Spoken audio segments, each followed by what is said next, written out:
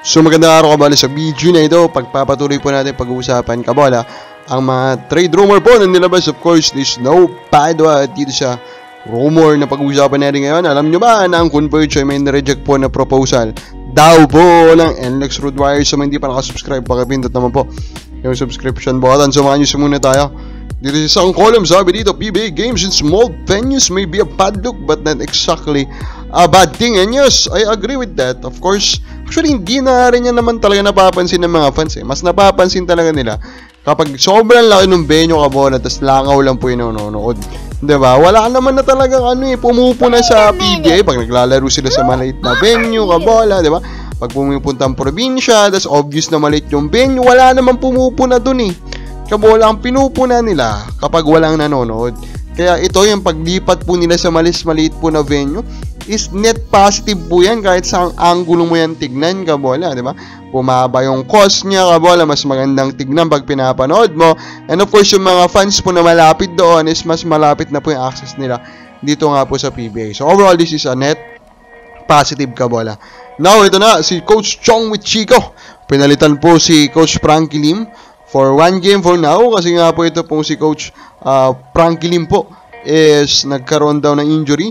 So sabi ni Coach Chong na syempre iba na yung laro ngayon. Pero sabi naman niya, hindi siya nag-expect kabola na siya po ay magkaroon po ng opportunity in the long run na maging head coach nga po ng NLEX. Although there is a strong rumor kabola nga papalitan nga itong si Coach Frankie Lim kabola. And I think, diba, knowing that Coach Chong is the one who replaced him for this game, malamang he is one of the top candidates to replace Coach Frankie Lim. Pero wait lang, diba, hindi pa tapos yung tournament na ito kabola.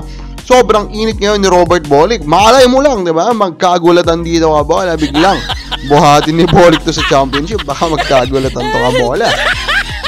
Then another MVP team, it is time for Meralco to make another coaching switch. So in-explain dito kabola ni Sir Homer Saison kung ang current po daw na sitwasyon dun sa coaching kabola ng Meralco, which is ang talaga nagko-coach sa kanila is si Nenad Vucinic kabola. And of course, ito ngayon yung sinasabi po ngayon ni Sir Homer Saison na panahon na ba kabola para talagang bigay po yung pagkahataon po na pamunuan itong team na ito kay Coach Luigi Trillo.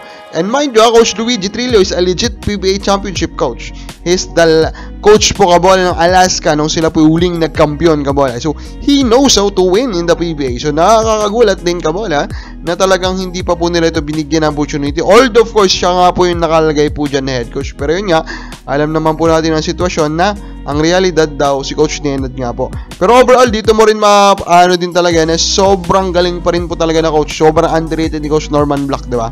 Itong struggles po na yun, parang mediocre team lang po ang Meralco under new coach kabola. Pinapakita nito na, ganda pala ng performance si Coach Norman. Hindi niya lang talaga napag-champion, pero nagawa niya po talagang paangatin kabola itong Meralco boss during his time. So respect kay Coach Norman Black. Some comments kabola. Rogelio Montero, malabo pa yung trade na yan. Sabi niya dito po sa perfect trade para kay Calvin Abueva. Winston Amboat, Brian Santos at second round next draft for Abueva at Sanggalang kabola. Medyo langanin ako dito kasi mag-knowledge na the type of team kabola that will trade for super young package kabola.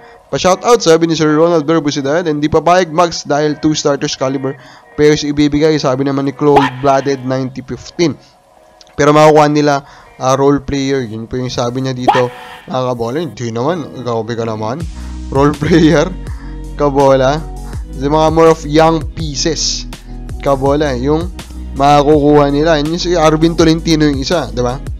So eto na nga po kabola yung outing pong rumor. Ang rumor natin simple lang daw, in-offer si Taha kabola for J.O. Amboat nga ng Converge. At of course, hindi po ang Converge. And that is the right decision, diba?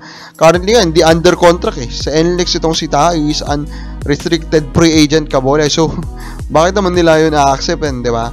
Kabola. And of course, the age difference and etc. So, overall, kabola, para naglolokan na lang dito kabola kasi nga si Yusuf Taha, parte nung trade kabola. Pero hanggang ngayon, hindi pa napapipirma. Overall daw, pinapakita rin nito na alam din naman ng Converge talaga ang ginagawa nila. So, kabola, ano sa plagay mo? Tama bang desisyon ng Converge? Comment lang po sa baba.